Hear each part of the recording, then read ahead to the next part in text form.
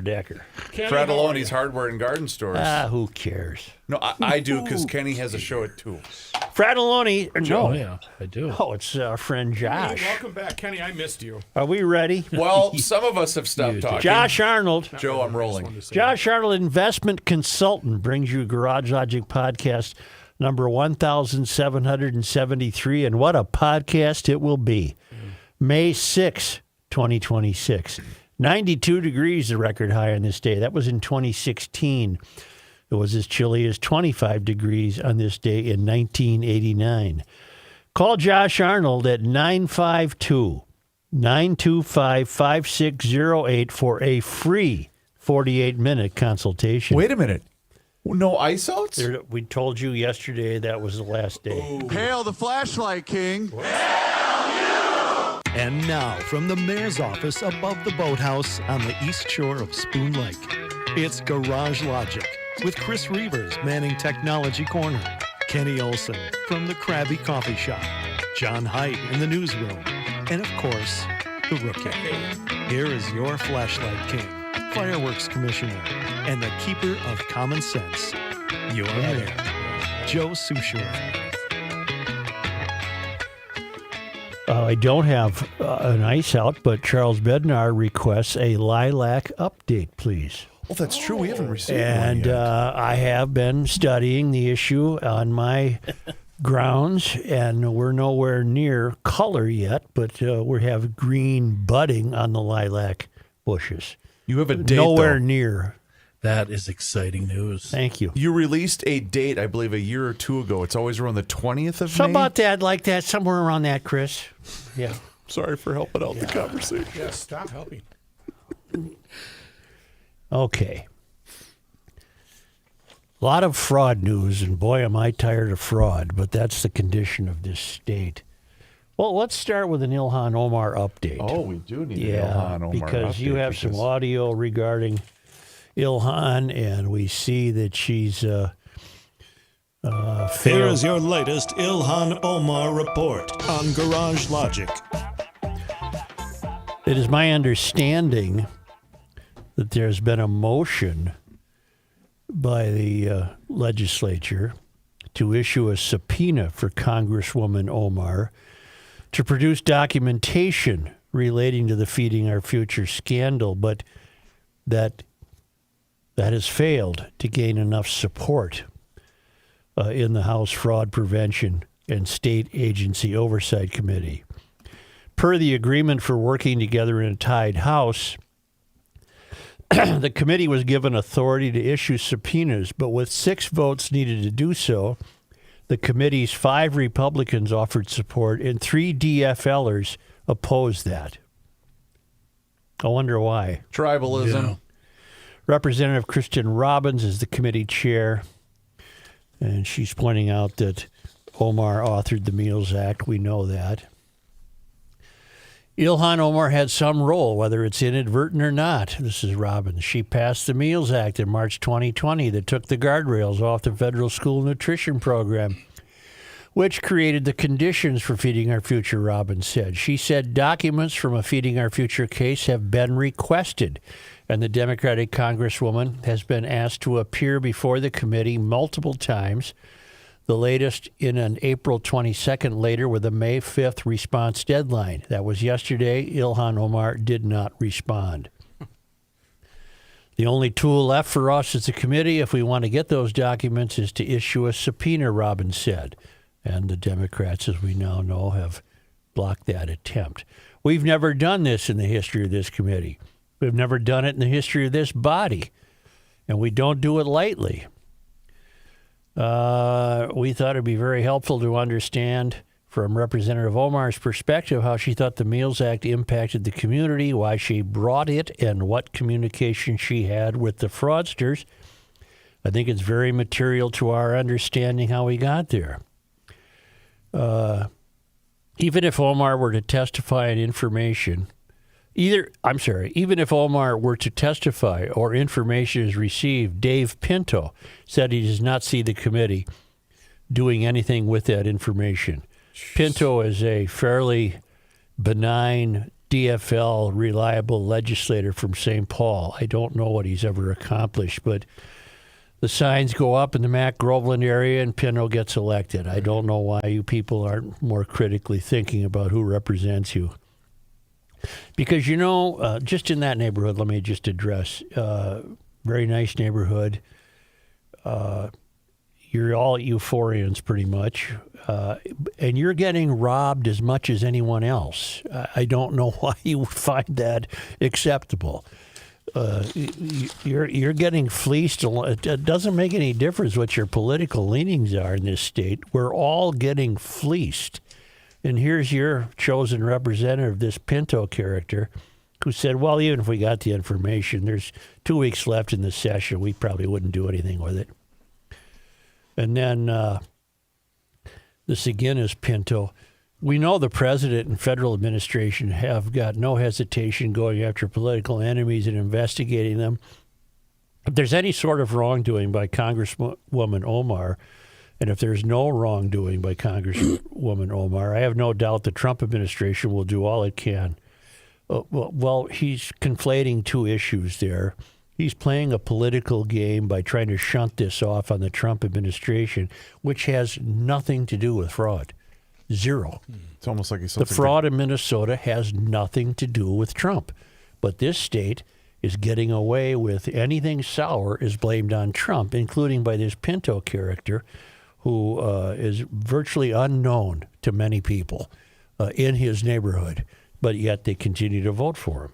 He's duplicitous and disingenuous and has nothing to offer and has done nothing to help the city of St. Paul, as far as I'm understanding. For being a rep in the city, you'd think there would be a little more, he'd be out there. I don't know. I couldn't pick him out of a police lineup, and I pay attention. But the point is that we have a committee in the state of Minnesota that wishes to make inroads into fraud and prevent it.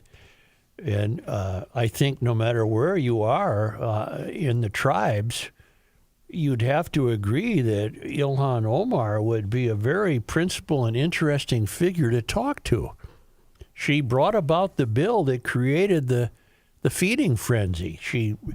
During COVID, the Department of Agriculture, it was written by her that the Department of Agriculture should relax its rules in dispensing funding to the states so they could feed the millions and millions of children in Minnesota. I'd like to see or hear what she thought and why she thought that would be a good reason at the time. Would you like to hear from Kristen Robbins? Yes. Members, as you know, we have reached out to Representative Ilhan Omar on multiple occasions, inviting her to testify and inviting and requesting documents that appeared in the trial exhibit of the U.S. versus Amy Bach. Her office or her staff was named in multiple trial exhibits, and we have endeavored in multiple ways to get access to that because, as everyone knows, Representative Omar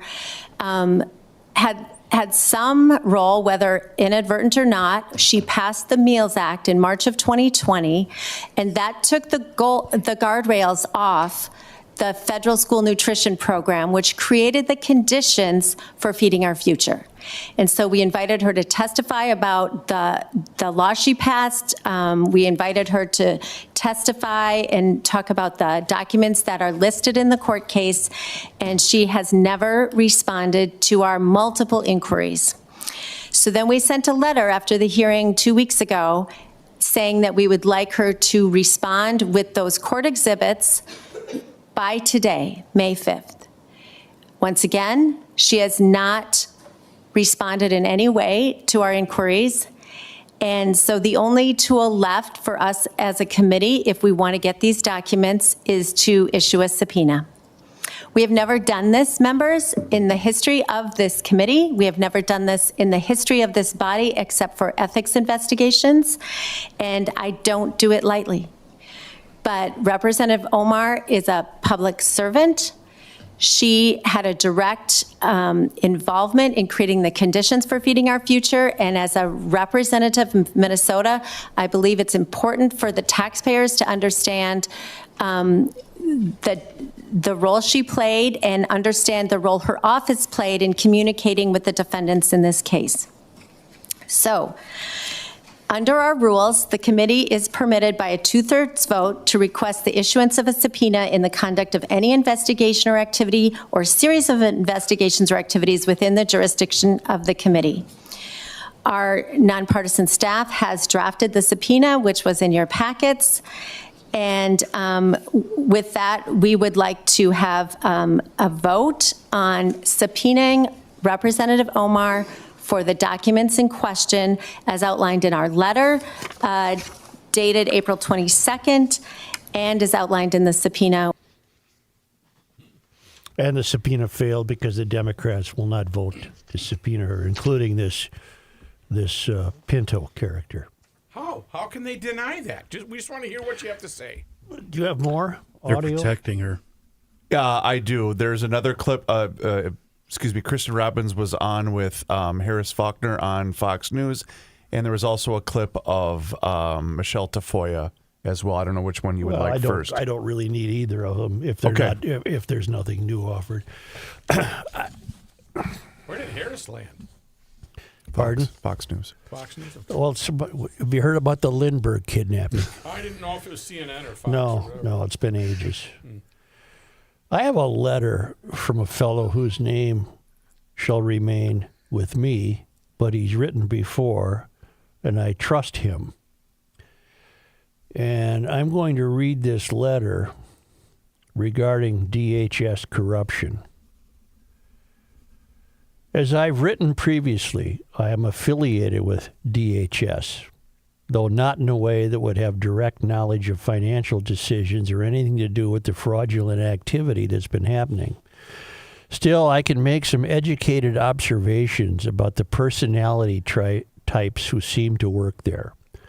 Perhaps some of those in leadership roles or otherwise are corrupt themselves, gaining through the fraud. But I think it is much more likely it is endemic of an organization largely employing very progressive, ideologically driven women who have all been similarly miseducated in the failed academy and who Dr. Gad Saad said would decree as suicidally empathetic.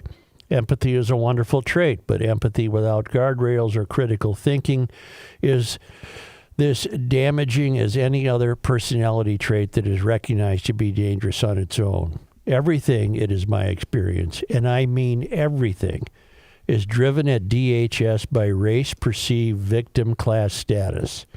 It seems much more likely the people in charge, and in many cases the people simply working at DHS, are incapable of seeing someone with other than white skin tone as anything but people to be felt sorry for and given whatever it is their perceived needs are. Even right now, with all the nonsense happening with taxpayer dollars, the emphasis at DHS seems to be around the difficulty caused by additional compliance demands and then having employees be mindful of cultures through a thing called IDI, the Intercultural Development Inventory. Each employee, at least with the Behavioral Health Division, is being required to complete what seems like a nonsensical assessment and then have individual meetings with qualified people to develop a plan to better understand cultures different from one's own. I fear in order to see meaningful change, it will take more than a change in leadership at DHS and in the governor's office, though I very much favor both of those things. That is some deep thinking, and it is my fear that that's more on target than the idea of there being 2 or 3 hardcore crooks running the show. It is my fear that this state has lapsed into such disregard for conventional American exceptionalism that they are stocked plumb full of people who have bought into the idea that somehow they have a responsible to cure the oppressed. And the taxpayers of Minnesota are viewed as oppressors, and that money is being used to pay the oppressed.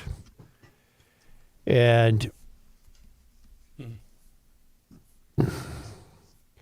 You're saying that it's become its own business. this is the way they're doing business.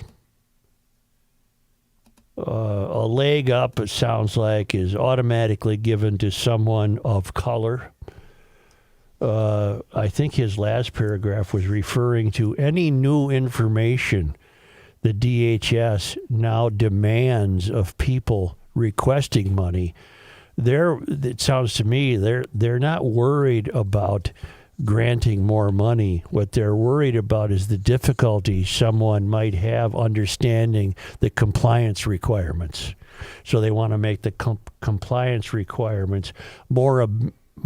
They want to dumb down the compliance Lowest common requirements, denominator. would be my guess of what he means. We once in a while you get a loose cannon.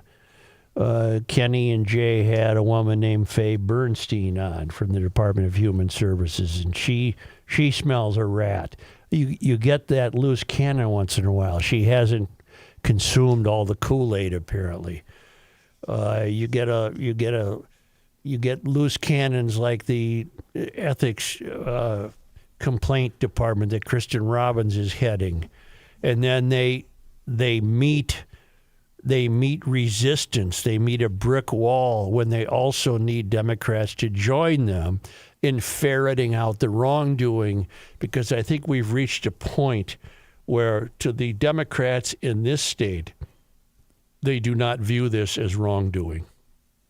They view this as their noble effort to correct wrongs. And in their estimation, they look at the rest of us and wonder why we don't get on board with this. Yeah. And, well, I don't get on board with it because I don't care if you're flying the fraud flag in front of your house and you've got the sign up that says everyone is welcome here, and you've got the sign up that says we believe in science, we believe in this and that. You are still being robbed. It doesn't make any difference. Those signs and your political beliefs are not protecting you from the theft that is occurring. You're contributing to it. Now, maybe you're comfortable with that. Maybe you have made peace with yourself that you pay your taxes, and if the elected officials you voted for want to steal some of that money and spread it out in different ways, apparently you've gotten comfortable with that. I am not. I am That's not. the willing to pay for a better Minnesota crowd. Remember when those signs turned up 10 years ago? Sure. But I don't see how this theft is producing a better Minnesota. Okay, so you're talking about elected officials, politicians covering for appointed officials at DHS, right? Right. Do you think that the DHS officials, both appointed and hired, just typical employees, are they following orders from the politicians, or are they going out on their own? No, I would suspect they have to meet the requirements expressed by their superiors. I don't think they can wildcat it. But you have Democrats covering now for Ilhan Omar. It should be completely the opposite. Yeah. Ilhan Omar, who represents us, should be here talking. She should be laying out, and presumably she would be laying out why she's an absolutely innocent party to all this. Well, I would like to hear her say that, and that they're covering for her. They don't even want to risk issuing a subpoena to her. So I think this fellow's thoughts are have a lot of merit, and I fear he's correct. And the reason I fear it is that's going to be much harder to correct than anything else.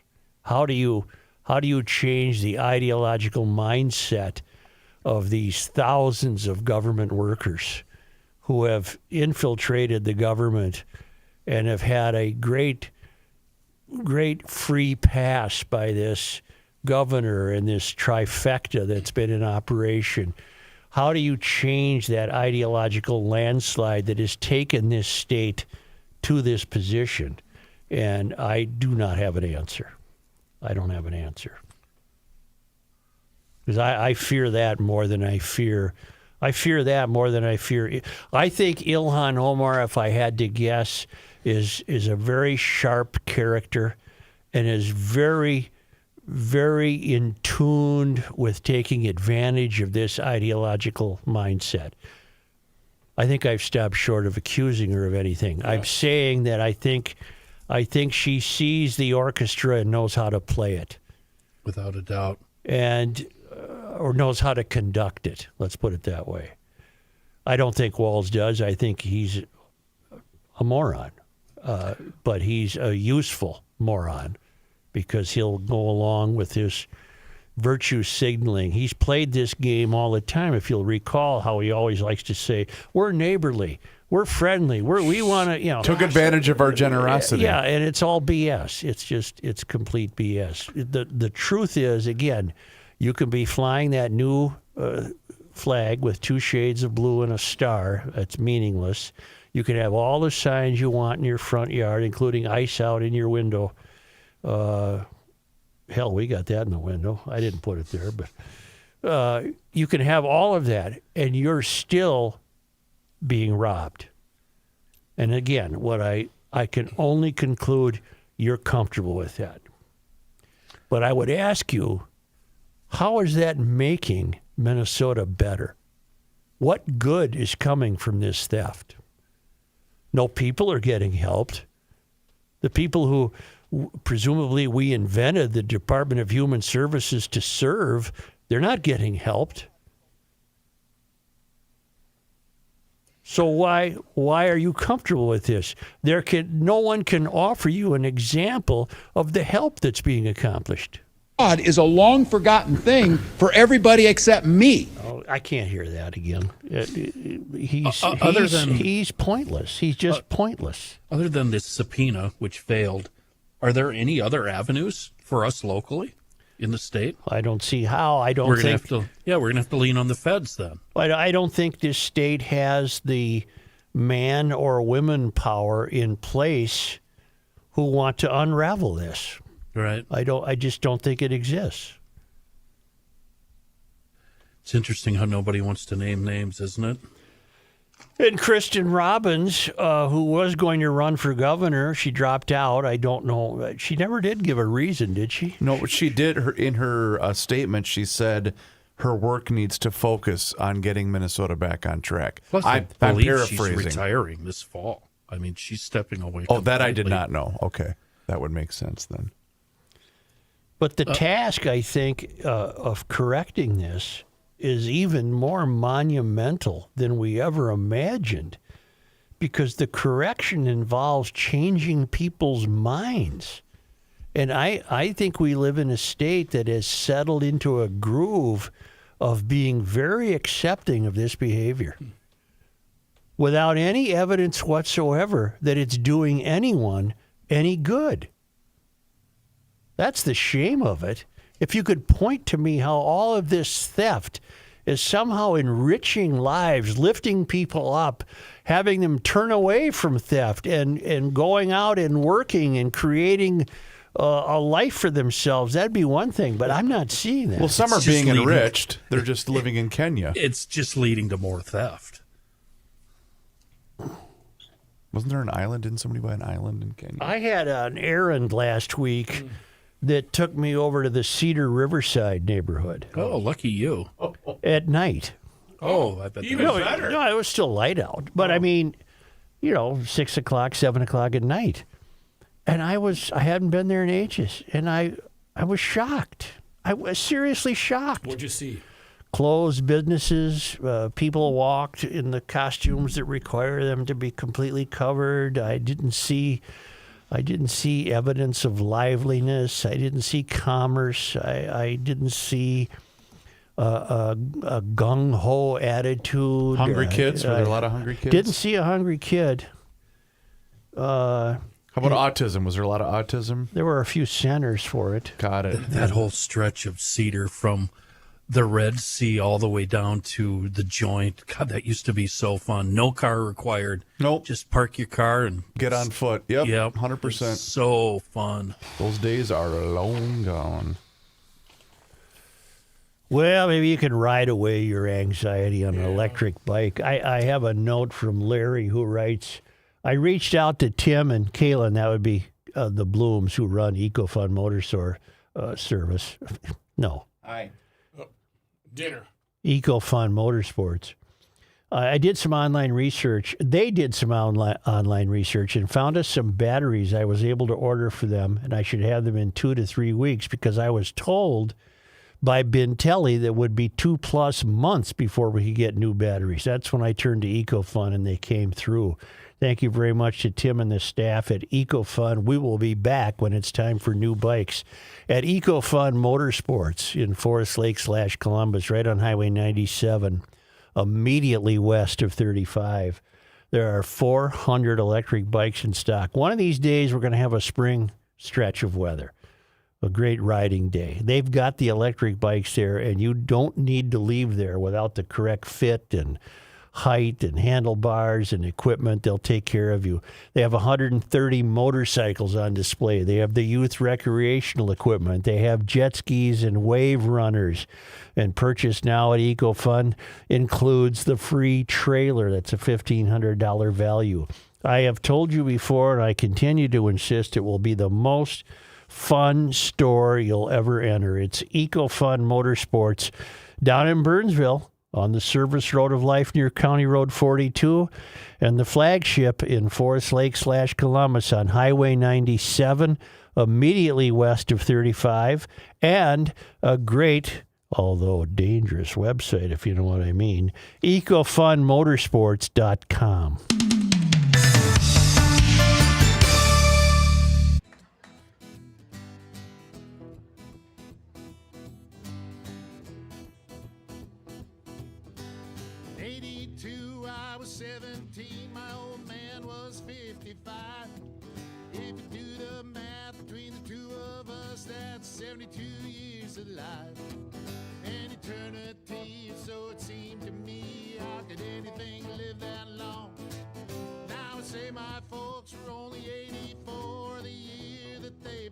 On. For a little while it seems you got time to choose your dreams. Pretty soon you look around and you see.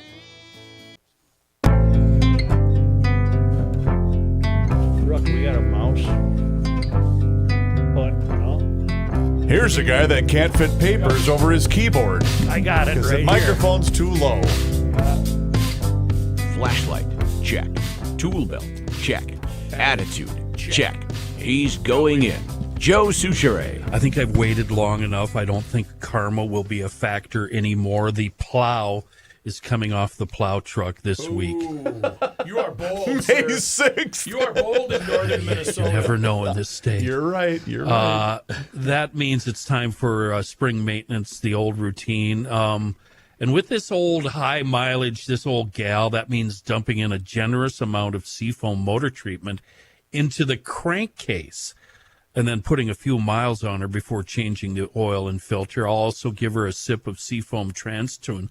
A couple of places for that, actually, in both the tranny and the power steering reservoir. But it'll help with shifting, the quality there, and the hard steering. Both of those, boy, they really work hard in the winter. So this is just a little insurance to keep things working great.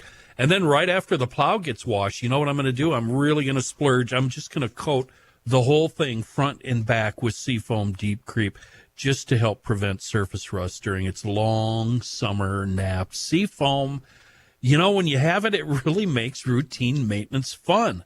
And that engine additive, as we all know, say it with me, a wonderful product in a world of bad gas. Another great email. Is there any evidence that I can't use this fellow's name? No, this is from Jeff. Joe, I will preface this missive the same as the one I sent you recently about the importance of getting information out and about the candidates in the upcoming election for governor and senator. And that is that I live in downtown Minneapolis and have seen in a few short years my city being systematically ruined by electing the wrong candidates, especially for city council. And that if we don't immediately start electing the right people to these positions, I will be forced to move out of a once great city. We were all ignorant of what was happening right under our noses, but now we know better, and it's time to start supporting and platforming the right candidates who will turn this sinking ship around. And so in my last post to you, I said that you have a platform to actually be a part of getting the right people elected by having conservative candidates like DeMuth and Tafoya on your show and show GLers that there are candidates out there to vote for so we don't have to continue our dismay of the destruction of our once great state. And that brings me to your mention of having Klobuchar on your show, Amy Klobuchar. I fear that in doing so, if you don't conduct a tough but fair interview, you could actually end up giving her a better chance to win in the fall. She is slick, and without pointed questioning, she will say that she will eliminate the fraud, make our streets safer, suspend support business, and blah, blah, blah. Just 2 weeks ago, you had a story about how she and Tina Smith co-sponsored an amendment to a bill put forth by Ilhan Omar that had to be withdrawn because it was found to have been fraudulent. No, that's inaccurate. It was found that the money was going to a fraudulent situation. This is the true Amy Klobuchar. You need to bring that up and also point blank ask her if she supports the Marxist members of the city council and her views on socialism. You also need to ask her if she supports the fraud flag over the true flag. She, of course, supports the fraud flag, and that should be enough to disqualify her. And then back to my suggestion from a few weeks ago, have on the real candidates who will get us back in the right direction. These are the people GLers need to know about so they can start making smart choices when it comes to voting. A few weeks before the election for the city council, I started to look into the candidates to see what their stances were on the issues like supporting police and business. And that led me to finding out about Elizabeth Schaefer in her opposition to democratic socialism. And I spread the word to my fellow condo owners, and somehow miraculously, we got her elected. And that knowledge about who to vote for has made all the difference in righting the balance in the city council. So voting for the wrong candidates got us into this mess, and the only way out is to vote for the right candidates. So I implore you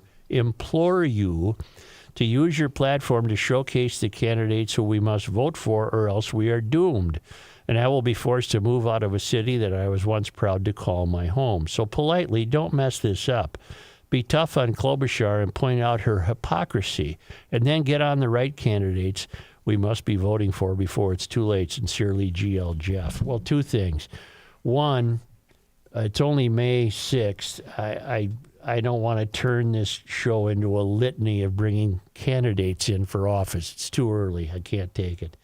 And two, yes, we do want to talk to Amy. Amy has agreed that she'll talk to us. Yes. So you're in charge of that. Okay. And don't worry, Jeff, I know how to interview her.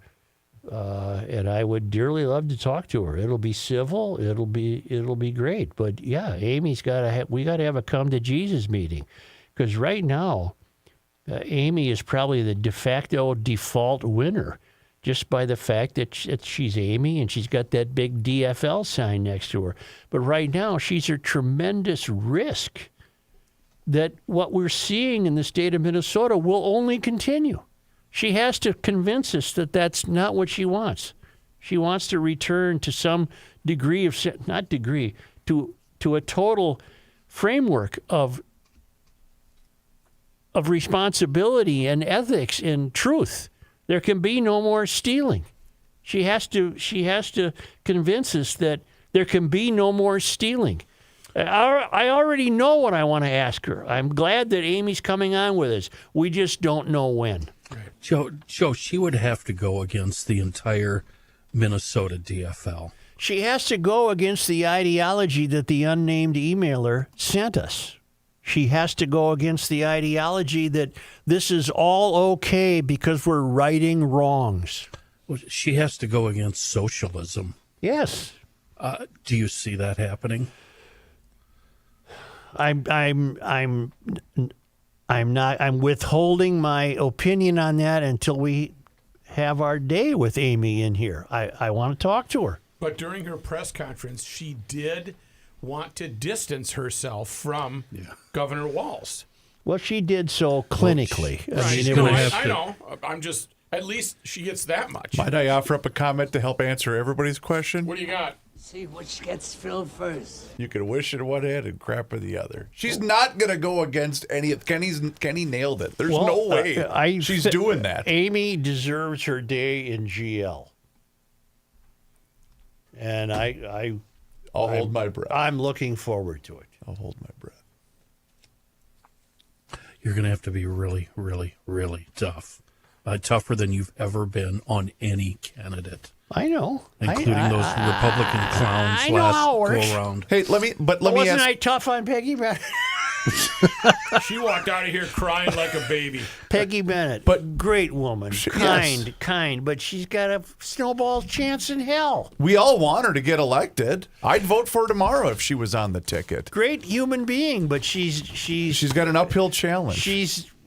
She's got to put on boxing gloves, and that's not her style. But there's no way the likes of Amy, the people that surround her, there's no way she is going to be put in a position where someone's going to ask her a tough question about. That's fine.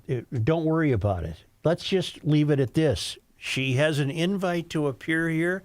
If I know Amy, I think she'll honor that. And I hope you're right. I really do, because I think it'd be a fascinating conversation. I think she'll honor that. I don't have any fear that she'll stiff us. Right, Ruck? I will make it my... You'll make it your what? My dinner. Now you wonder sometimes. I know you do, GLers. Yeah, what are you wondering? Staff, everyone listening, I know you wonder sometimes. Why does he have to call it the failed academy? Why do you call it the failed? I have wondered that over the years. I have an email from a friend named Scott who says, and I want you all to strap yourselves in. Strap yourselves in. You ready? You got my strap on. Yeah, I was gonna say, what do you mean by that? That might be germane to this email. Hey now. Hail the Flashlight King. Hail you. Good morning, Mayor. I just wanted to pass along the latest sign that Minnesota may have officially driven off the rails. This little gem showed up on an Alpha News report this week, and I honestly had to read it twice. Then I had to fire up the Google just to confirm it was not satire. Apparently, Minnesota State University Mankato's health clinic... I don't need interruptions. Apparently, Minnesota State University Mankato's health clinic is promoting an ethical non-monogamy support group. That's right, ethical non-monogamy. The headline alone feels like it should cause a small electrical fire in the English department. And according to the promotional material, cheating is not unethical, provided you identify as an ethical non-monogamy cheater. Huh? Yes, because nothing says stable society quite like needing a flowchart and a waiver packet to explain your dating life. But wait, it gets better. This clinic received $1.5 million from the Minnesota General Fund through DHS Adult Mental Health Grants. Another $1 million from SAMHSA. What is that, I wonder? John, could you find out what the acronym is, please? SAM. HSA. I think John can find that quickly. Health savings account? Substance abuse and mental health awareness. Substance abuse and mental health awareness. What's the A, I wonder? Administration. Let me read it then again. This will weigh into our friend Klobuchar. This clinic received $1.5 million from the Minnesota General Fund through DHS audit adult mental health grants, another $1 million from SAMSA HSA through a federally directed spending project requested by Senators Amy Klobuchar and Tina Smith, and a $5 million pledge from Blue Cross Blue Shield of Minnesota. So just to recap, our tax dollars, federal dollars, insurance dollars, and the university system are now collectively sponsoring workshops explaining how, technically speaking, cheating may not be cheating. Meanwhile, half the state can't find a primary care doctor. At this point, I am waiting for the state to fund an emotional recovery from roundabouts task force, because there's no way that our recently installed circle intersections didn't somehow summon the recent April tornado outbreak here in Dodge County. Anyway, future historians are going to have an absolute field day with us. Keep up the good fight, Mayor, and good luck, Scott Rose. Isn't that something? We're spending millions and millions of dollars to entitle young people who want to be told that cheating is okay. I'm at a loss for words. It's an upside-down world is what you're saying. Backwards. Somehow, if you take the larger key to all this, somehow it must be that people who cheat are thought to be oppressed. They're judged. They're judged. Judgment is unfair. No one has a right to judge anything. And now you can come to our clinic at Mankato, and we got a group. We'll help You you. can We'll make sit you feel around in better. a circle and say, "Hi, my name is Bob. I'm a cheater." Will they hook you up with other cheaters? I mean, that would be the most convenient. I actually Why have an not? update. I have an update. This is a bulletin out of the Mankato Free Press. Thank you. Enrollment for Mankato State University just tripled in the last 24 hours. Pants on the ground, pants on the ground. We get to do what now? This longtime GLer who wrote this is from Manterville. Cass and Manterville. Are they on the crawl? Manterville is on the crawl, flying the true flag. Those roundabouts down there really stirring up the tornadoes. Well, isn't that a great line this fellow has? Wonderful. Damn it, Kenny. At this point, I'm waiting for the state to fund an emotional recovery from roundabouts task force, because there's no way that our recently installed circular intersections did not somehow summon the recent April tornado outbreak. Gotta be. It's like water circling. I'll tell the you why drain, there's tornadoes on a Didn't county. have tornadoes here until we started putting into traffic circles. Because on the county, you want to know why? That when people go round and round in circles, it causes disturbance in the atmosphere and causes tornadoes. By the way, I have not called it a tornado since we heard this. Didn't have tornadoes here. Tornadoes. That's what they are, man. They're tornadoes. Tornadoes. This I got to write something down here. All right. Enroll at Mankato. Yeah, get my application in. Tell Mankato. wife I'm actually not. Can I go back to school? Oh, God, yeah. We'll take you. And then, okay. All right, I have my notes to myself. Are you giving me some sort of signal? Such, I recently gave the roommate permission, and she said, "Well, why didn't you tell me that 20 years ago, dummy?" It's about time. 75 years ago, the area where Rosedale Chev is had to be rural. Farmland. And they needed trucks. And for 75 years, Rosedale's been a truck dealer. They know how they know their trucks. Rosedale Show. Think of that. 75 years ago, that was out in the sticks. Farmland. But that's where the guys went to get their trucks to work the land. Wheat. It's on County Road C and 35W in Roseville. Rosedale Chevrolet is a commercial and business elite dealer. God. Sure is. What is wrong with If you me want to have Diener, you go over to Kahn's Mongolian that I Barbecue can't across the say street. dealer? They didn't have tornadoes. Rosedale Chevrolet, you're not going to eat there. You're going to buy a truck. They're a business. They're a commercial and business elite dealer. What is wrong with I me? like Diener better. But they have the largest selection of work-ready inventory ready to go. Huge selection of 1500s. That's the half-ton. 2500s, three-quarter ton. 3500s, that's a 1 ton. They got a large selection of that low cab forward medium duty rig with box upfits from 12 feet to 20 feet and express cutaway and express cargo vans in stock. Dedicated commercial truck sales department with over 75 years of experience. Okay, let me rephrase something. Maybe they haven't been there 75 years. But they got guys with 75 years of combined experience getting you into the right truck. Rosedale Chev, location, 35W and County Road C. You can't miss it. RosedaleChev.com.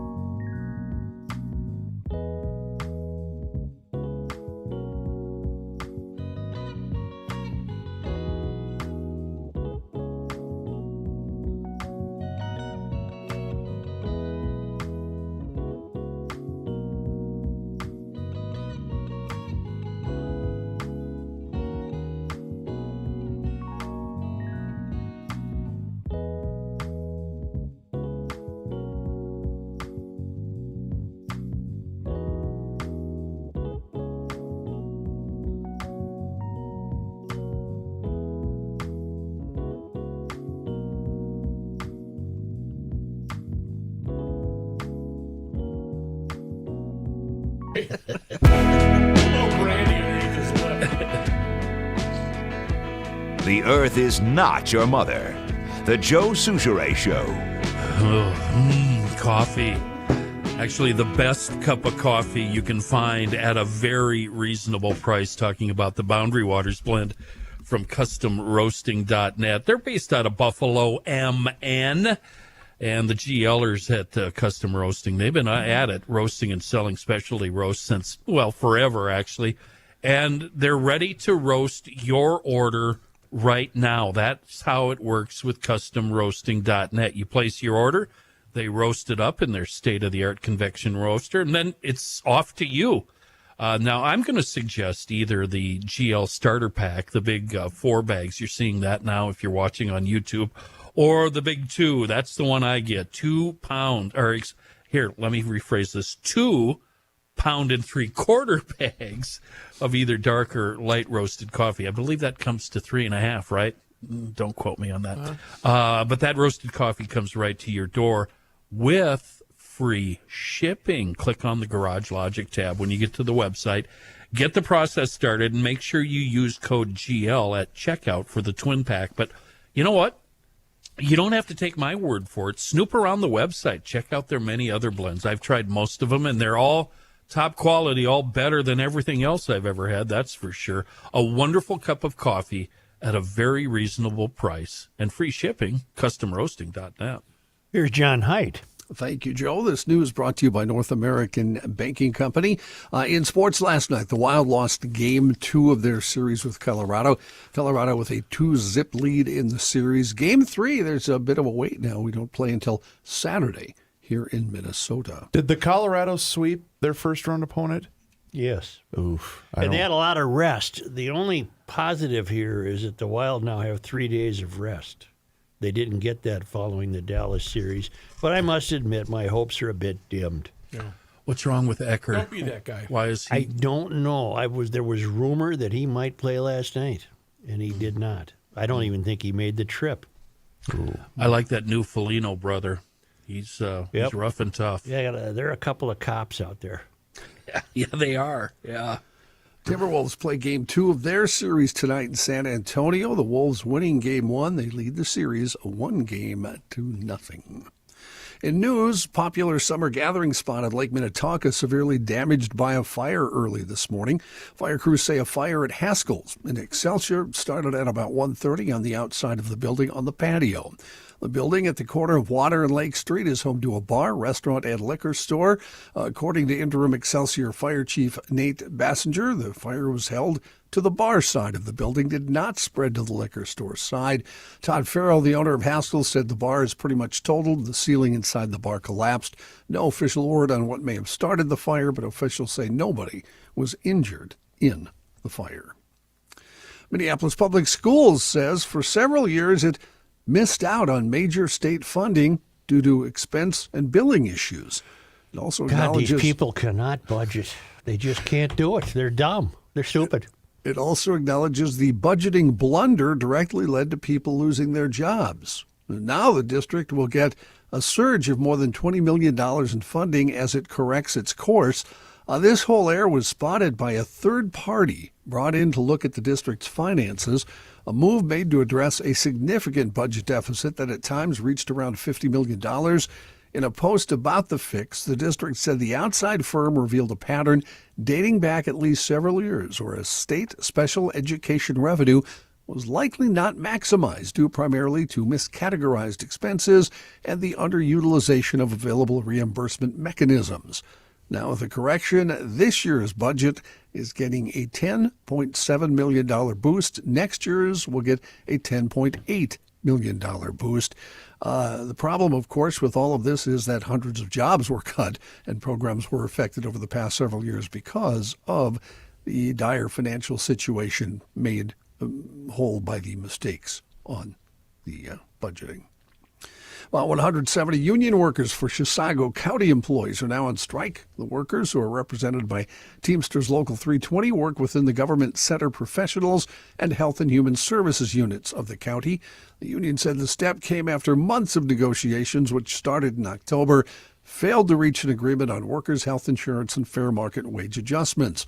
Workers walked off the job and began picketing outside the government center yesterday, with a much bigger picket set for tonight ahead of the county board meeting. During the height of the Trump administration's immigration enforcement operation here in Minnesota, federal prosecutors charged 36 people, mostly protesters, with assaulting ICE and Border Patrol agents, but now the government has dismissed more than a third of those cases after the allegations failed to stand up to scrutiny. Prosecutors are continuing to pursue others, including one case, that of Gillian Etherington, where a judge called the Justice Department's actions perplexing. The Justice Department declined to answer specific questions about charges against Etherington or the reasons for dropping so many protester assault cases. Of 35 cases, prosecutors dismissed 14. Why don't we take a quick break here and hear from our friend, Mr. Reaver. Thank you, Johnny. North American Banking Company, once again, a proud supporter of the Garage Logic podcast and Johnny Height's News each and every single day. And you know what? They want to partner with you because they have been investing into your success since 1998. Because back then, they made a promise to deliver a better banking experience for their customers where you get to know your banker and they get to know you. And you know what? A lot has changed since 1998. But you know what? That commitment to being a true community bank in the Twin Cities, that has not. And you get that feeling when you walk into any one of their 6 Twin Cities locations, whether it's Roseville, 50th in France, Diener, Woodbury, Hastings, Shoreview, and Maple Grove. Nobody got that. Where's Diener? Diener's right in Roseville. County Road C. The same updated online mobile banking tools as all of those other big national banks. However, the key difference is you're going to get the number one commitment to true community bank here in the Twin Cities. So check them out online today. It's nabankco.com to learn more. Once again, it's banking done differently. North American Banking Company, member FDIC, is an equal housing lender. Johnny? Hey, Chris, in other news, things still pretty confusing surrounding the situation in Iran. The White House thinks it's getting close to an agreement with Iran on a one-page memorandum of understanding to end the war and set a framework for more detailed nuclear negotiations, according to 2 U.S. officials and 2 other sources briefed on the issue. The sources say the U.S. expects Iranian responses on several key points in the next 48 hours. Nothing has been agreed upon yet, but the sources said it was the closest the parties had been to an agreement since this all started. John, did you see where $1 billion in tax money is now being asked for to build the ballroom? I have that, yeah. Okay. It's in fairness, that was all going to be privately funded. Yeah. In fairness to Trump, he rarely, if ever, has gone back on his word. So I think this is something we can understand. Wow. Okay. I'm gonna move on with the news now. Oh. Meanwhile, Iranian airstrikes have damaged or destroyed at least 228 structures or pieces of equipment at U.S. military sites across the Middle East since the war began, hitting hangars, barracks, fuel depots, aircraft, and key radar, communications, and air defense equipment. That, according to a Washington Post analysis of satellite imagery. The amount of destruction bigger than what has been publicly acknowledged by the U.S. government. The threat of air attacks rendered some of the U.S. bases in the region too dangerous to staff at normal levels, and commanders moved most of the personnel from those sites out of the range of Iranian fire at the start of the war.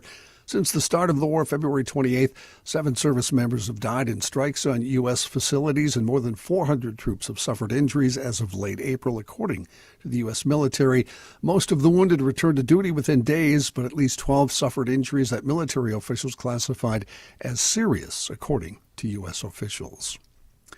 Elections in Indiana, Ohio, and Michigan yesterday, reinforcing a picture that's, happening a lot lately. President Trump still dominating the Republican Party, but Democrats seem to have the momentum ahead of November's midterm elections.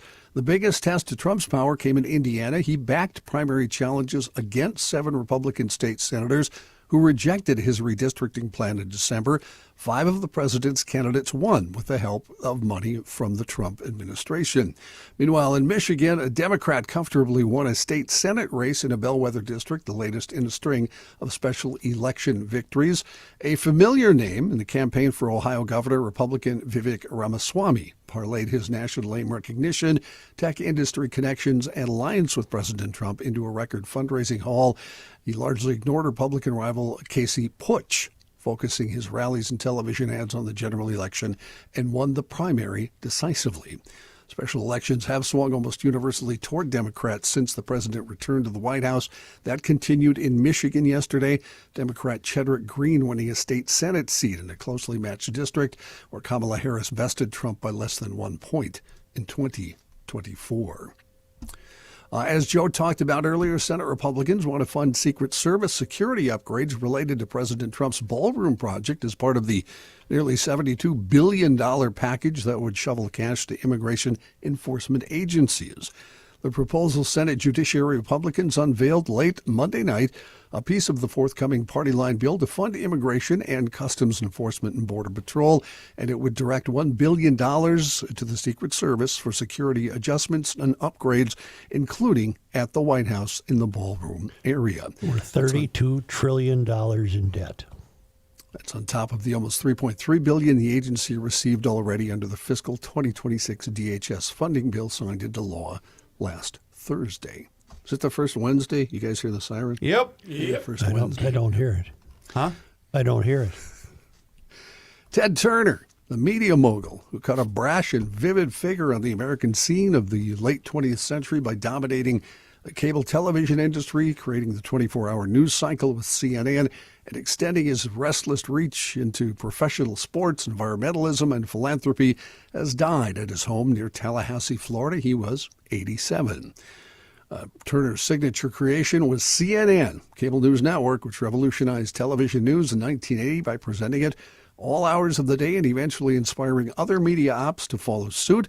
But his portfolio of business ventures bulged with lots more. As a spinoff of CNN, he created the channel CNN Headline News, CNN International. He founded the cable and satellite sports and entertainment superstation that became known as TBS and spawned a sister channel, TNT, both of which continue to reach millions of homes. 1985, he bought for $1.5 billion the MGM Studios Library of Films. 9 years later, created the cable franchise Turner Classic Movies, or TCM. Made a similar purchase of Hanna-Barbera cartoons and, relying on them, created the Cartoon Network in 1992. In 1996, he merged his conglomerate, Turner Broadcasting, with Time Warner to create one of the world's largest media companies. Along the way, he found the time and energy to captain the winning yacht in the America's Cup race in 1977 and to take an active role as owner of the Atlanta Braves, giving the team extended national exposure on Turner-owned television. Turner's politics were, well, they contradicted themselves, shall we say. Also controversial. Claimed to be an arch-conservative Republican with warm ties to Christian evangelicals and far-right John Birch Society members, but he also befriended the Cuban leader Fidel Castro. In an act of philanthropy, he donated $1 billion to the United Nations, an organization loathed by American conservatives.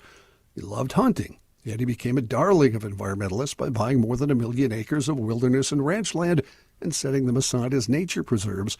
He became the 4th largest private landowner in the U.S. with 2 million acres, in addition to vast tracts he owned in Argentina and other countries. Rook, look up the name of the boat he campaigned in the America's Cup. I'll always remember Ted as the swashbuckler. 45,000 to 51,000 head of bison.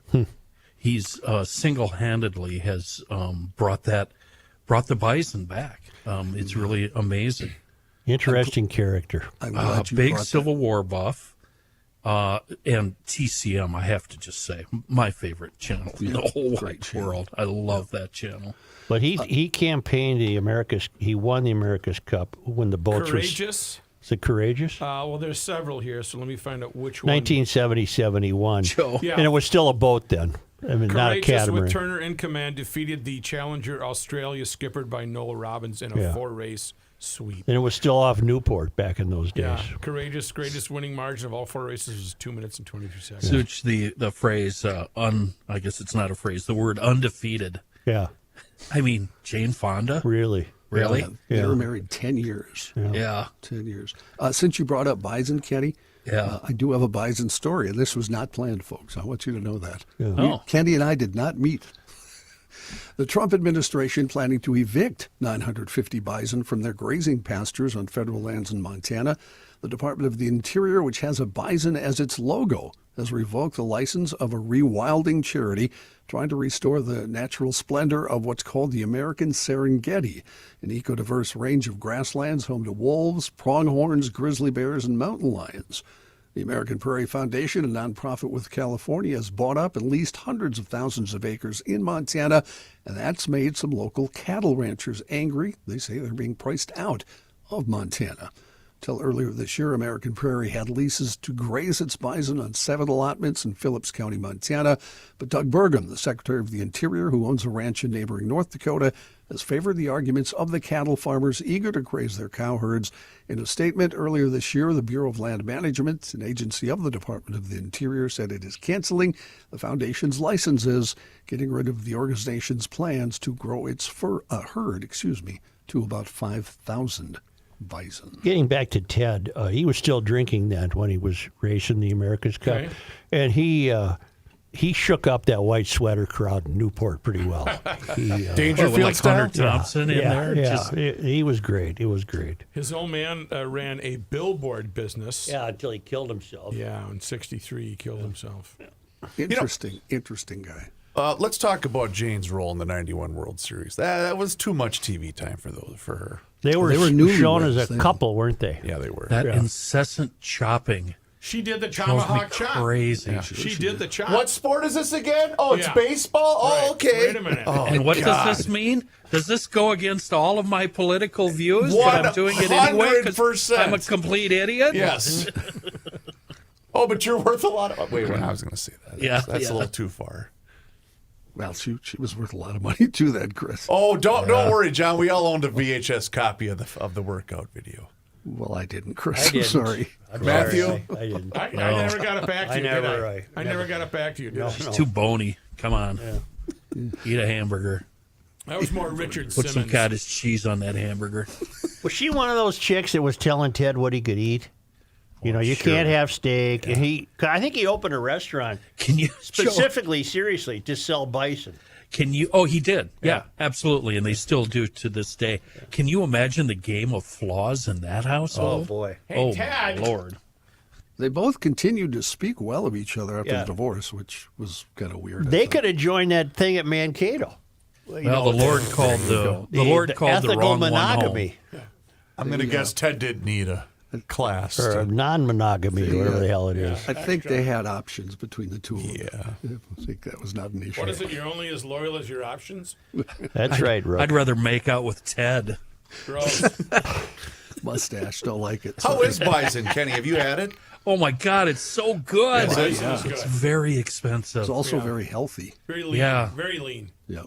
Yeah. I found a bison ranch, I think, in the Dakotas I was going to order some from, and I got to the checkout, and it was $230, and I backed out of there real quick. Cow isn't that bad, is And it? any animal that runs is the meat you want to eat. Okay, thanks, Joe. Well, that's the You can't beat horse. no, man. that's Good to the have you here. horse. That's Right after they win the Derby. no, that's the lean. That's lean. that Labrador, let me tell you. Oof. These are the insights people Ponies, tune in stuff for. like that. I always like when Patrick talks about veal. And the younger the cow is, the more tender it is, right out of the womb. You get them right out of the womb. Right out of the womb. Oh, God. Hold on, I'm going to make a note for the podcast episode. Joe says animals that run taste good. Yep, they're the ones you want. All Can right. pigs run? Because pork's not bad for you. Pork's not bad. Fatty, though. No, He's not all the way hat. I do it. He's all hat and no cattle. Joe Souchere. Are we Judy, done? do you want That's some more why news, deer or- are probably good for you. There you go. Deer, you know what they do? They run a lot. That's it. Right through the You forest. get an animal that runs. You're in high clover. They can't even see the Hyenas? forest for the trees. Yeah. Well, how do you explain fish then? Fish don't run, No, but they swim fast. and they're good. Yeah. They swim How fast. about them eagles? Good John, how are you doing there? Are you done, or you got more? I got 10 more stories. Well, let's if you go want here. them. Let's keep Okay. it talking here. I thought you were done, but I'll go. I'm done. A I got single, some golf heckling I need to do. a single psychedelic trip may cause physical changes in the brain that could explain why some people report psychological benefit from the experience, including this is all in a new study. Right. If you want to end up a traffic reporter, kiddos, keep dropping that SID. The research published in Nature Communications focused on psilocybin, the psychedelic compound found in so-called magic mushrooms. The drug has been the subject of a number of studies in people that have found it appears to alleviate symptoms of depression and anxiety. It has also shown promises in addiction medicine. Exactly how it may exert those benefits still under investigation, and it's a question of growing scientific interest. Last month, you'll recall, we talked about this when it happened, President Trump signed an executive order to speed up psychedelic research on psilocybin and ibogaine, another psychedelic derived from the root bark of a plant native to the Congo rainforest. Following the order, the Food and Drug Administration granted fast-track reviews of two companies studying psilocybin for depression. Researchers have generally fallen into two camps: those who hypothesize the psychedelic trips are vital to any benefits and brain changes the substances produce, and those who think the specific compounds themselves, not the trips, are the key. This new study supports the former, suggesting the strength of the psychedelic experience does matter. We've had stories of people desperately mentally ill who've been cured by this. These results, John, are these from people who have actually done it and tried it, or are they just follow studies and It's John. the study. I want all these doctors that recommend this to eat a big old bag of shrooms, maybe mix in some Doritos so you can choke them down, and then try to hold on to the earth for the next 6 hours. Go ahead, Doc. Give it a try. You don't agree then with the Oh, but it's microdosing, Kenny. It helps. Kids, don't. No. Drugs are bad. Okay. Boy, never mind. Blast at a fireworks factory in China. Did you see this? No. Oh, my gosh. 26 people killed, 61 injured. Flattened buildings and sent towering clouds of smoke into the sky, prompted President Xi Jinping to order a thorough investigation. More than 1,500 firefighters, rescuers, medical personnel, and police were deployed, along with 18 drones and several robots, to search for survivors and control on-site hazards. The explosion happened Monday at a factory compound in Liuyang, city in central Hunan province, known as China's fireworks capital. This happens 5 times a year. Right. It's a bad industry. They had one not too long ago. In fact, in June of last year, an explosion in the same province killed 9 people. You know how I'd never go to Turkey for dental work? Yeah. I'm never going to China to work in a fireworks factory, and I happen to be the fireworks commissioner. Amen. It's a bad industry. Somebody's always screwing up. It's not if, it's when. Yeah.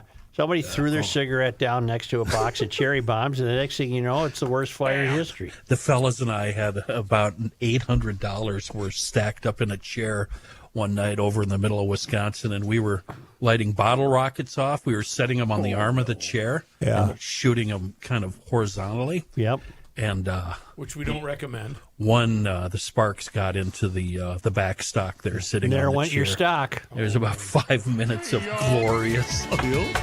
Here's Blew the roof off that dump you were in, probably. Crappy coffee shop. And it was quite unfortunate. We were bummed out because we would have fireworks wars in the woods with the with the bottle rockets. And Were you fully clothed?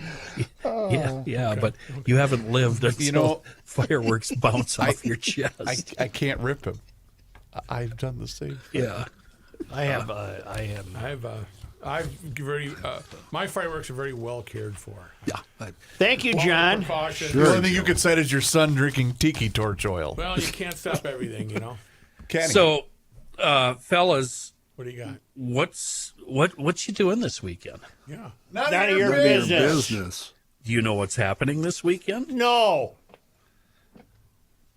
None of you? Yep. No. Two major events. It's that always fishing happen opener. on this. What's that? Fishing And opener. Mother's Day. And Mother's Day. Yeah. Always the same weekend. Get Mom a new boat. Yeah.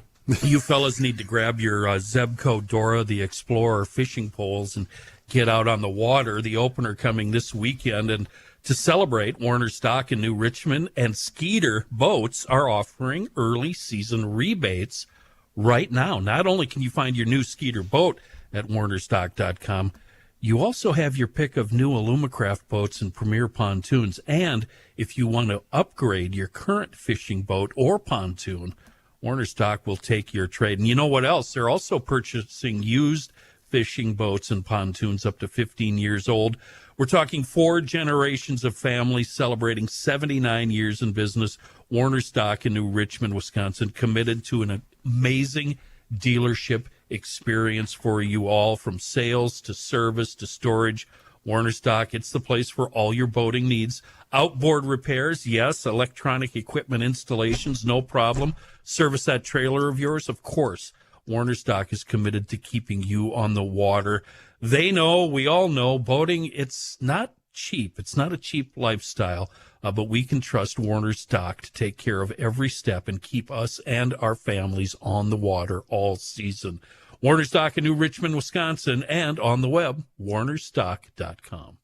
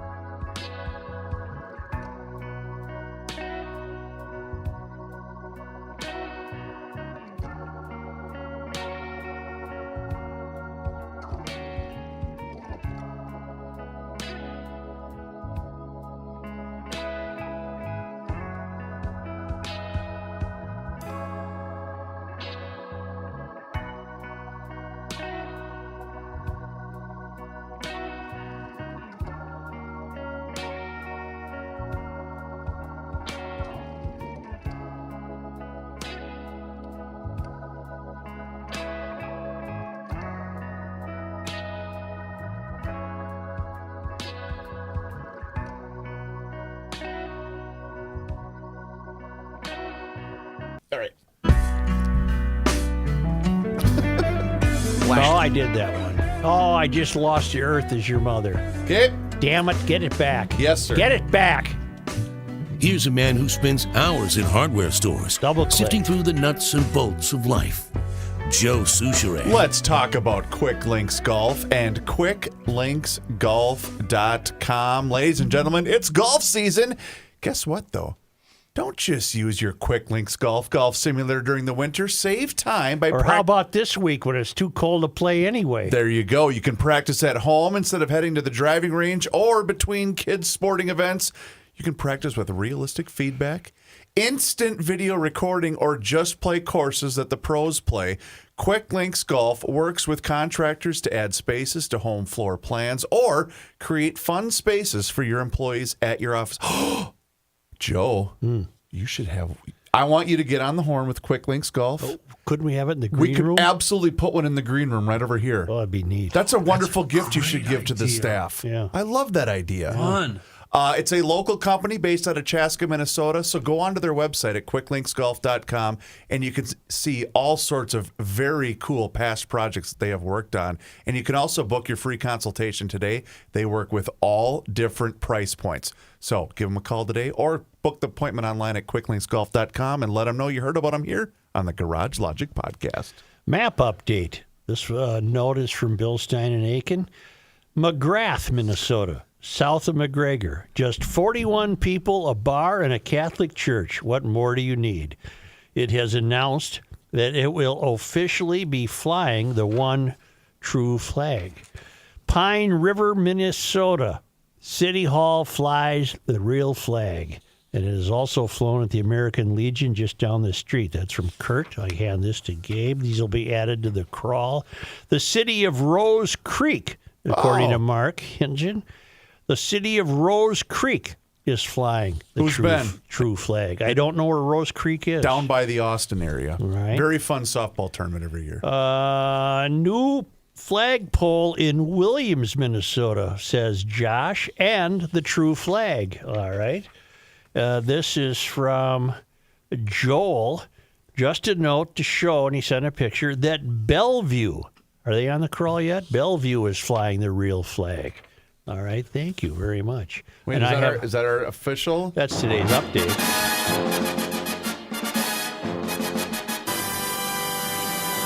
And Jordy wants us to know that Area 51 was hit with 17 earthquakes in just one day the other day.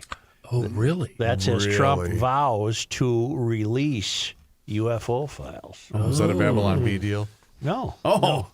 And Jordy notes, thank you for your attention to this matter. Now, a ruling. I've been waiting for Kenny to decide to work again to have this ruling because he might have to weigh in. I'll be here today and tomorrow. Hail the Flashlight King. Hail you. I need a ruling. What is the appropriate... Ooh. Hey. I'm listening. Well, what did you do? I mean, the word appropriate was used. I need a ruling. What is the appropriate GL procedure for the dignified transfer of an old pickup? Here is the backstory. I have a 1992 Ford F-150 with 293,000 miles on it that is reaching the end of its life. 34 years in Minnesota has rusted the body and frame. The truck is operational but no longer roadworthy. At some point in the not-too-distant future, it is going to snap in half. So here's my question. Do I cut my losses and drive it to the salvage yard while I still can? Or do I keep it as a yard truck for hauling firewood and brush around the farm, knowing that I'll probably have to drag it to the salvage yard in pieces at a later date? Joe, I trust you will rule with wisdom, although I will probably put more weight on Kenny's opinion, as I suspect you lack personal experience in this area. That is, you would have traded it in after 20,000 miles. That's a good point. Love the show, and thank you in advance. Good luck. Josh Stensland in Winnebago, Minnesota. Do we have Winnebago on the crawl? Well, the true flag is flying in Winnebago. Nice. He is 43 years old, Josh is, and has a cylinder index of 61 and is a card-carrying member of the GL Town Council? I know what my answer would be, but I'll turn to Kenny. You guys have all met Josh a million times, by the way. Huge. I want to GL. hear your answer, Joe. What I'd would you keep do? it to bang around the farm and haul stuff with it. Same here. Yeah. As long as you have a way to get it to the junkyard when she finally breaks in half, keep using her. Run her right into the ground. Kill it. As a matter of fact, a fun thing I like to do is drain all the oil out of it and see how long that engine will last on no oil. That's called a brick party. Yeah, that's fun. You put the brick on the accelerator. Oh, no, I keep using it. I keep using it. Oh, you keep using it. You want to be in the most inconvenient spot on your property when that thing dies, so it's a real pain in the butt to get it out of there. Yeah. Anyway, Josh, that's the ruling. Keep it to haul stuff around the yard. Yeah, keep us posted. And Kenny, to the point, too, we're on Grandpa's farm. We have one of his old pickups that is abandoned. We just sit in it and drink beer. I'm not joking. And watch. That's because it's Grandpa's truck. Your grandpa would love that. Oh, my God, yeah. Yeah, yeah. Do not use my name. I know someone recently retired from there. The formerly Catholic University of St. Catherine's has special hours for the pool just for Muslim women. Oh, all right. That's fine with me. What do They I wear care? the whole deal? Is that a response to the Texas story? Yeah. How's that work? Well, the other day, Kenny, there was a story out of Texas, and we discovered that they sell burqas as like almost a bikini, not bikini, but a swimming.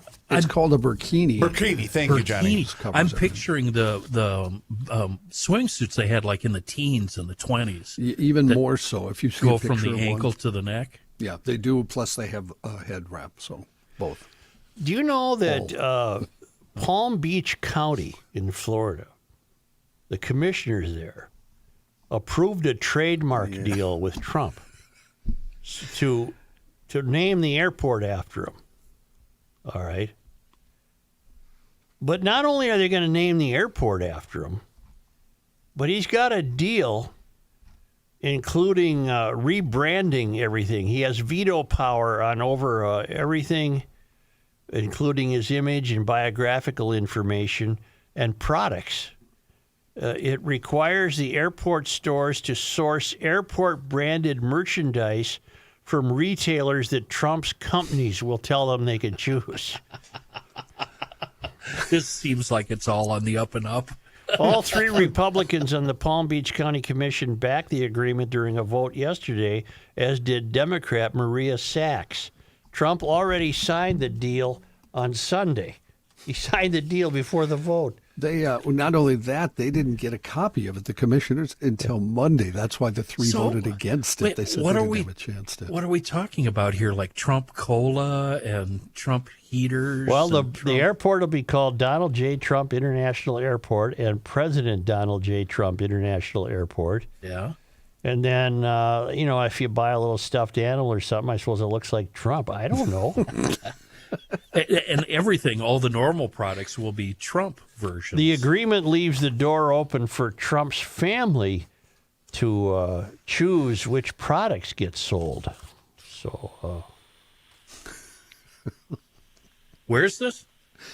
Palm Beach. Is that a big one, that airport? Yeah, it's pretty major. The agreement is non-exclusive, meaning the Trump family could still profit from selling airport-branded items off-site. God, they've got all angles figured out, don't they? Even though they promised not to profit from sales at the airport. Of course not. Trump's company also gets to make a list of approved retailers from which airport stores have to buy their airport-branded merchandise. By airport-branded, I guess that means Donald J. Trump branded. Normally, a license agreement says that the goods have to be of a certain quality. Not this one. It doesn't say that you have to purchase them from a retailer that we're approving them from. Palm Beach County Attorney David Oddie told commissioners that the clause was included to protect the quality and the Trump family won't benefit, but conceded the county does not yet know who those approved retailers will be. I have had an idea that is so brilliant, I should forego you guys and go right to President Trump. This is going to make him, it's going to put him over the top financially. Well, he'd listen to it. Trump branded toilet paper with his face on it selling for $20 a roll. Who's going to buy it? Oh, the Mysterians. The angry lefty. The Mysterians would buy hundreds of thousands of dollars worth. Yes. That would be brilliant. What a gift I could get for the old I know. half-house deal. Meanwhile, President Trump is just counting the cash right there in the Oval Office next to his ballroom, counting the cash. Who was the the ballroom that was going to be paid for with private funds? It just, Right. but he doesn't go back on his word. Now, so it's hey, rare. Joe, it's a rare event. Wait. He can pay for it with Trump bog rolls. Yeah, that's a good point. John, you would remember this. Who was the musician that sold whatever the musician's name is, Sucks T-shirts at his own concerts? Do you remember who that was? He didn't say Sucks. Are you talking about Sturgill? Or? Is it? Yes. Okay, thank you. Because when he was nominated for Grammy and ended up winning, he still hadn't had a hit record. Yeah. And some executive said, "Who the bleep is Sturgill Simpson?" So Sturgill turned that into a T-shirt, and also I have a can cooler thing. It just says, "Who the." Okay. I can't say the word, obviously. Yeah. It's Sturgill John, Simpson. that says a lot about record executives, doesn't it? Yeah. How can you work in the industry and not know who Wait, Sturgill Well, is? it was before he, was even a little known. It was the first album. This and is- it won the Grammy for Best Country Yeah. Album. Because all Okay, others good. Breaking news here. Breaking news. And furthermore, Another Trump item. Last year, Trump announced his T1 Trump phone. Remember that? Oh, yeah. That was supposed to be released in August. People would pay $100 towards securing their spot in line for the phone release. Yeah. He kept delaying the release date, and in January, around 600,000 people had paid in nearly $60 million for this phone. Now we're in May. There's still no release date, and they updated the website's deposit terms and conditions to say their $100 does not guarantee a device will be made available for purchase. But he doesn't do this often. I think these are rare events I where would he has send to him toilet. backtrack. Yeah. Joe, he's got to send him toilet paper. Yeah. I'm I'm telling, telling you, you, this P.T. is a Barnum, killer idea. P.T. Barnum loves these people. That presidency is exclusively for his enrichment. And as the new president, I would call all the TV channels and say, I'm having a big dumpster out front. Watch me haul out all this cheap-ass Elvis Presley imitation crap from that he's got decorating the Oval Office. Are you going to be okay? Oh, God, Chris, I can't stand it. Chris, Is you there somebody I thought you could got call through for this you? show without a bunch of emails, but they're coming, pal. Don't worry. No, GLers know what I'm talking about. I'm a GLer. I'm not a Democrat or a Republican. I got my own view of the world, and neither party fulfills it. You don't always look at the socials, do you, Joe, to see I comments? never do. You I got never to check do. those out I once. never do. On this day. Only because they come to us all the way from people who are cruising northeastward in the Pacific Ocean, and the Lymans are now able to say the closest land is the west coast of California. They're getting closer to their home. Only because they come to us from the traveling Lymans at worldwidewaftage.com. On this day, Joe, today is May 6th. in 1834, two Presbyterian missionaries from Connecticut, Samuel W. and Gideon H. Pond, they were brothers, arrived at Fort Snelling and soon began working with the Dakota on the shores of Lake Calhoun. I'm not saying that other name, because when they began working with the natives, it was that wasn't even named yet. The Pond brothers developed a Dakota alphabet, published a Dakota newspaper, and recorded many traditional Dakota practices during their years as missionaries. If I'm not mistaken, the Pond name has survived in Minnesota. I think it's attached to a few important people over the years. I'm not entirely Pond sure. or a pool? On this day, May 6th. in 1840, soldiers expelled Selkirker squatters from the Fort Snelling military reservation and burned their cabins. Although the Selkirkers had moved to escape the fort's boundaries the year before, a new survey showed that they remained within the military jurisdiction. The settlers then relocated to the site that became the city of St. Paul. On this day, May 6th. in 1865, a group of Cutlerites, a branch of the Mormon Church that had faced discrimination elsewhere, arrived at Clitheroe Lake and laid the foundations for the first permanent settlement in Otter Tail County. All the Swedes, Norwegians, and Germans got along famously with them. They were wonderful businessmen from everything I've read. The Cutlerites? Yeah, right there in Clitheroe. Yep. On this day, May 6th. in 1896, groundbreaking ceremonies were held for the third state capitol building, the one designed by Cass Gilbert. On this day, May 6th. in 1948, Mary Ann Courteau, who later became known as singer and songwriter Mary McGregor, was born in St. Paul. In 1976, she recorded the pop song Torn Between Two Lovers. We'll see if you went to Mankato now, there'd be a course you could take for that. Never would have been that song. You wouldn't be torn. That's right. Which became a #1 hit the following year. She married Paul D. McGregor on November 13th, 1971, but they later divorced. On this day, May 6th. in 1965, windstorms hit northern Twin Cities suburbs, including those known collectively as the Fridley tornado. Oh, yeah.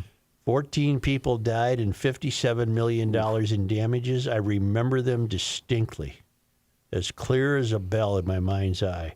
It was on this late afternoon and night, on this day in 1965, that some big-time tornadoes hit. They started out south of Minnetonka and swept through and kept going. They took apart Fridley. What were the warning systems like back then? I mean, were they non-existent? Civil Did you have a little defense bit? siren. No, they were existent, but not nearly what you have today. Sure. Some of those old neighbor broadcasts about the tornado are pretty well known. They're pretty interesting to listen to. On this day, May 6th. oh, this is out of order.